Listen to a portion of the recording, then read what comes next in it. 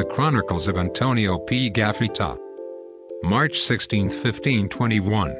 At dawn on Saturday, March 16, 1521, we came upon a highland at a distance of 300 leagues from the islands of Latroni, an island named Zamal, that is, Samar.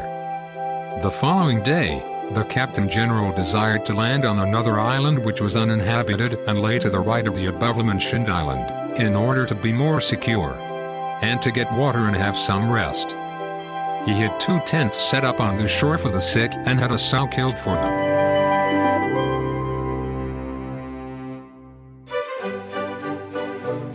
March 18, 1521. On Monday afternoon, March 18th, we saw a boat coming toward us with 9 men in it. Therefore, the Captain General ordered that no one should move or say a word without his permission. When those men reached the shore, their chief went immediately to the Captain General, giving signs of joy because of our arrival. 5 of the most ornately adorned of them remained with us, while the rest went to get some others who were fishing, and so they all came.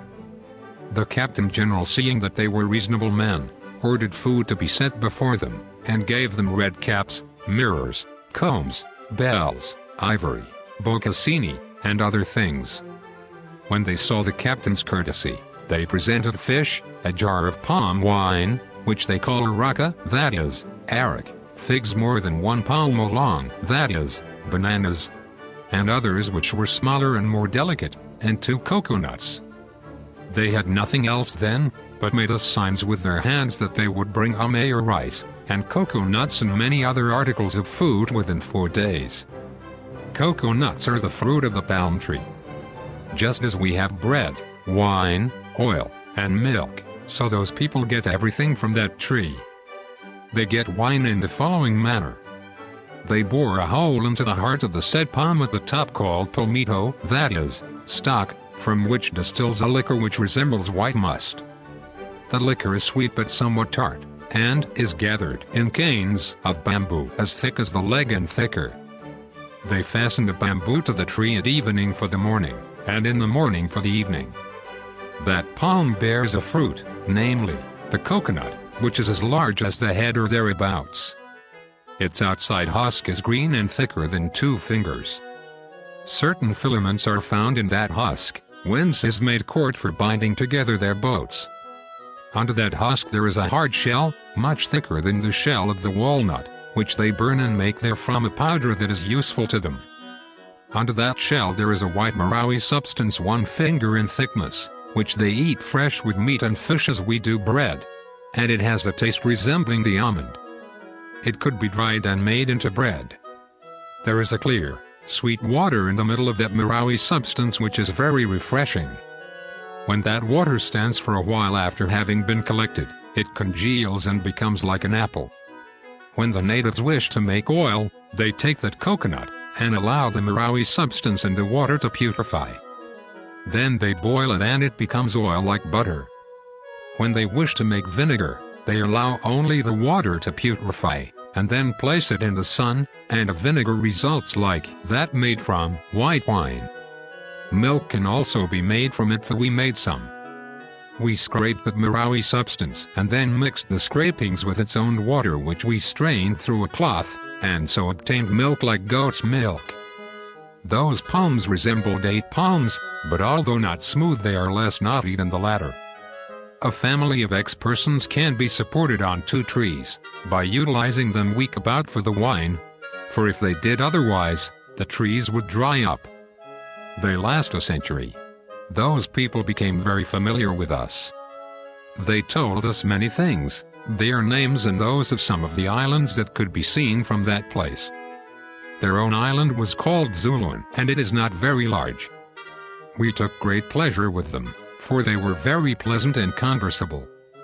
In order to show them greater honor, the Captain General took them to his ship and showed them all his merchandise, cloves, cinnamon, pepper, ginger, nutmeg, mace, gold, and all the things in the ship. He had some mortars fired for them, whereat they exhibited great fear, and tried to jump out of the ship. They made signs to us that the above said articles grew in that place where we were going.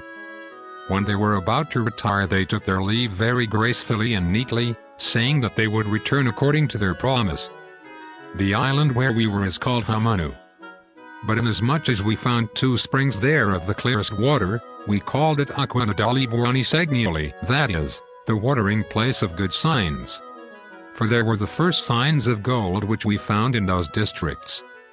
We found a great quantity of white coral there, and large trees with fruit a trifle smaller than the almond and resembling pine seeds. There are also many palms, some of them good and others bad. There are many islands in that district, and therefore we called them the archipelago of San Lazaro, as they were discovered on the Sabbath of Saint Lazarus. They lie in X degrees of latitude toward the Arctic Pole, and in a longitude of 161 degrees from the line of demarcation.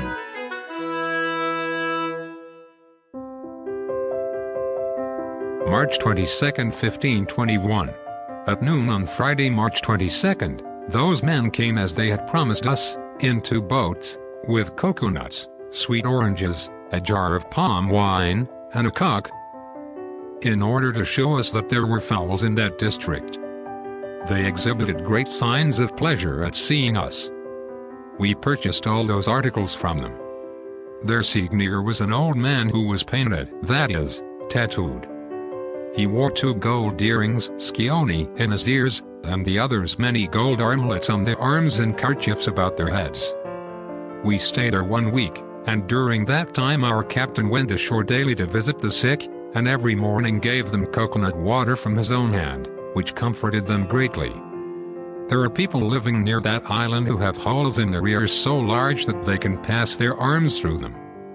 Those people are Kafri, that is to say, heathen.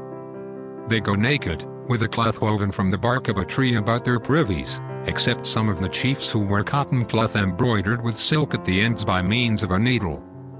They are dark, fat, and painted. They anoint themselves with coconut and with beniseed oil, as a protection against sun and wind.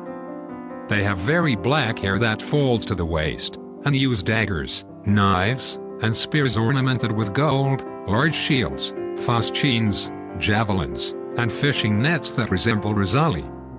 And their boats are like ours.